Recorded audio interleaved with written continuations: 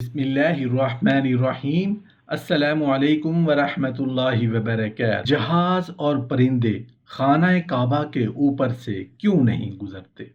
محترم ناظرین، بابرکت لوگوں میں سب سے اونچا مقام انبیاء اور رسولوں کا ہے، اور پھر انبیاء اور رسولوں میں سب سے زیادہ بابرکت شخصیت حضرت محمد صلی اللہ علیہ وآلہ وسلم کا۔ آپ صلی اللہ علیہ وآلہ وسلم کی برکات میں سب سے عظیم برکت دین اسلام ہے، جس کے ساتھ آپ صلی اللہ علیہ وآلہ وسلم کو اس دنیا میں مبعوث کیا گیا ہے۔ اللہ پاک نے جس طرح کھانے پینے کی بعض چیزوں میں برکت عطا فرمائی ہے، اسی طرح بعض اشخاص میں بھی باعث برکت ہے۔ اسی طرح مکہ مکرمہ اس پوری کائنات ارضی میں وہ بابرکت جگہ، رحمتوں والا مقام ہے، جس سے اللہ تعالیٰ نے دنیا بھر کے شہروں سے بڑھ کر اعلیٰ اور مقدس شہر کی حیثیت عطا۔ اللہ رب العزت نے اس شہر دل کو نواز، مرکز بخشش کا قلت اور انوار میں لپیٹے ہوئے اپنے برگزیدہ بندے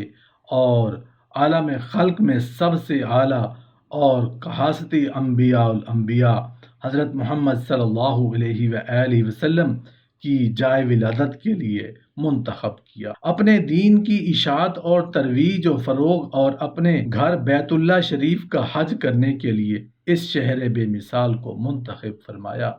اسی وجہ سے اس ارض مقدس کو دنیا بھر کے شہروں پر فضیلت اور برتری عطا۔ سرزمین مکہ وہی جگہ ہے جسے خود اللہ رب العزت نے لوگوں کے دلوں میں محبت کے لیے منتخب فرمایا۔ آج کی اس ویڈیو میں سوال کا جواب تلاش کیا جائے گا کہ آخر خانہ کعبہ کے اوپر سے جہاز اور پرندے کیوں نہیں گزرتے؟ آپ کو یہ بھی بتایا جائے گا کہ کیا خانہ کعبہ زمین کے بالکل درمیان موجود ہے، اور جدید سائنس اس بارے میں کیا کہتی ہے؟ ہمیں معلوم ہے کہ مکہ مکرمہ اور خاص طور پر خانہ کعبہ کے حدود کے اوپر سے آج تک کوئی جہاز نہیں گزر سکا، اور نہ ہی اس کی اجازت سعودی حکومت نے کسی کو دی ہے، اور نہ ہی ایسا کبھی دیکھنے میں آیا ہے۔ آخر اس کے پیچھے وجوہات کیا ہے؟ وجوہات یہ ہیں کہ اس کے اوپر سے گزرنے والی ہر چیز جل جاتی ہے، یا کوئی اور وجہ ہے۔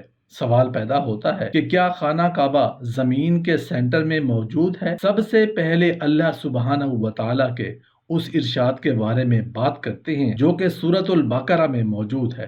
فرمایا، اور یاد کرو جب ہم نے گھر یعنی خانہ کعبہ کو لوگوں کے لیے رجوع اور اجتماع کا مرکز اور جائے ابان بنا دیا، اور حکم ابراہیم کے کھڑے ہونے کی جگہ کو مقام نماز بنا لو، اور ہم نے ابراہیم اور اسماعیل کو تاکید فرمائی کہ میرے گھر کو طواف کرنے والوں اور اعتکاف کرنے والوں اور رکوع و سجود کرنے والوں کے لیے پاک صاف کر دو۔ دنیا کے یہ واحد بابرکت شہر ہے جس کو امن کی جگہ بنانے اور اسے پھلوں سے نوازنے کے لیے جد الانبیاء حضرت ابراہیم علیہ السلام کے حضور دست بدعا ہوئے۔ قرآن کریم میں حضرت ابراہیم علیہ السلام کی اس التجا کا ذکر ان الفاظ میں کیا گیا ہے، اور جب ابراہیم علیہ السلام نے عرض کیا، اے میرے رب، اسے امن والا شہر بنا دے اور اس کے باشندوں کو طرح طرح کے پھلوں سے نواز، ان لوگوں کو جو ان میں سے اللہ پر اور یوم آخرت پر ایمان لائے۔ اللہ نے فرمایا، اور جو کوئی کفر کرے گا اس کو بھی زندگی کی تھوڑی مدت کے لیے فائدہ پہنچاؤں گا، اور پھر اسے اس کے کفر کے باعث دوزخ کے عذاب کی طرف جانے پر مجبور کر دوں گا، اور وہ بہت بری جگہ ہے۔ یہ شہر قباء نزول وحی کا ملائکہ کا مرکز، انبیاء اولیاء کا ٹھکانہ اور مدفن، ہر چیز کی پیدائش کا موجب و سب، اور ہر انعام خداوندی کی بنیاد ہے۔ یہاں اللہ تعالیٰ کی واضح اور کھلی نشانیاں ہیں کہ زیارت سے جہاں ایمان کو حلاوت اور چاشنی ملتی ہے، وہیں اس تکرار اور استحکام بھی میسر آتا ہے۔ انہی میں سے مقام ابراہیم ہے، صفا و مروہ ہے، آب زمزم اور حجر اسود ہے، حتیٰ کہ یہی وہ شہر ہے جس میں اللہ کا گھر بیت اللہ ہے، اور جس میں ادا کی جانے والی ایک نماز اپنے دامن میں 1,00,000 نمازوں کا اجر و ثواب رکھتی ہے۔ اب آتے ہیں اس سوال کی جانب کہ جواب کی مانند کے وجوہات کیا ہیں۔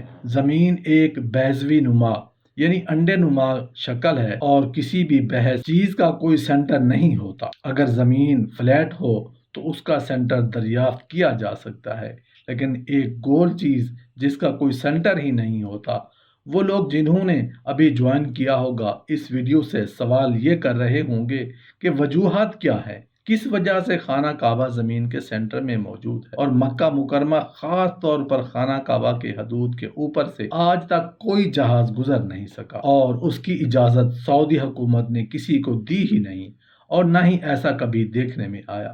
آخر اس کی وجوہات کیا ہے؟ تو انہی وجوہات کا اب ذکر کیا جا رہا ہے۔ جیسا کہ پہلے بتایا گیا ہے، جب کسی بھی گول چیز کو دیکھتے ہیں تو اس کا درمیانی نقطہ تبدیل ہو جاتا ہے۔ در حقیقت آپ اس کا کوئی یقینی سینٹر نہیں بنا سکتے۔ اس لیے اگر یہ کہا جائے کہ خانہ کعبہ زمین کے سینٹر میں موجود ہے تو درست نہیں۔ دوسرا سوال یہ پیدا ہوتا ہے کہ یہاں خانہ کعبہ کے اوپر سے کوئی جہاز یا پھر کوئی پرندہ گزر سکتا ہے؟ آپ نے کئی بار یہ سنا ہوگا کہ خانہ کعبہ کے اوپر سے ایک جہاز یا پرندہ گزرا جو کہ جل گیا یا تباہ ہو گیا۔ یہ باتیں سننے میں تو اچھی لگتی ہیں، مگر ان کے پیچھے کوئی تاریخی حقیقت نہیں۔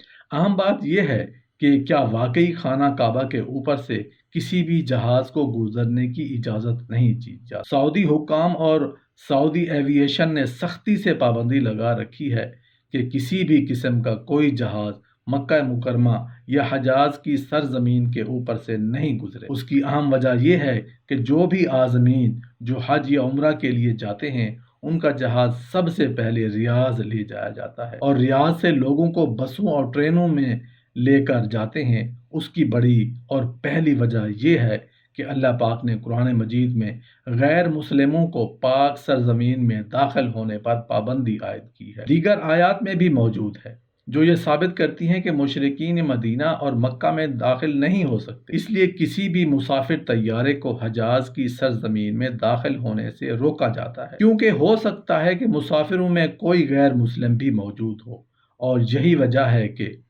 سرزمین حجاز کو دنیا بھر کی تمام ایئر لائنوں کے لیے نو فلائی زون قرار دیا گیا ہے۔ دوسری طرف جن علاقوں میں آئل ریفائنریز موجود ہیں وہاں بھی کسی جہاز کو گزرنے کی اجازت نہیں ملتی، کیونکہ اگر کوئی جہاز وہاں گر گیا تو ایک بہت ہی خوفناک دھماکہ ہوگا۔ مکہ مکرمہ ایک انتہائی اہم جگہ، اور جہازوں کے اس کے اوپر یہ قریب بھی آنے نہیں دیا جاتا تاکہ خدا نخواستہ کوئی مشرکین یا کافر اور دہشت گرد کے عناصر جہاز کو ہائی جیک کر کے مسجد حرام میں لا کر مار دیں۔ اور سعودی حکومت بھی پوری دنیا کو وارننگ جاری کر چکی ہے کہ اگر کسی نے بھی ایسا کرنے کی کوشش کی تو میزائل مار کر وہ جہاز تباہ کر دیا جائے گا۔ کسی جہاز کو آنے کی اجازت نہیں۔ اگر آپ دیکھیں کہ جہاں مکہ میں مسلمان عبادت کرتے ہیں، اگر کوئی جہاز وہاں سے گزرے تو مسلمانوں کی عبادت میں خلل پیدا ہو جائے گا۔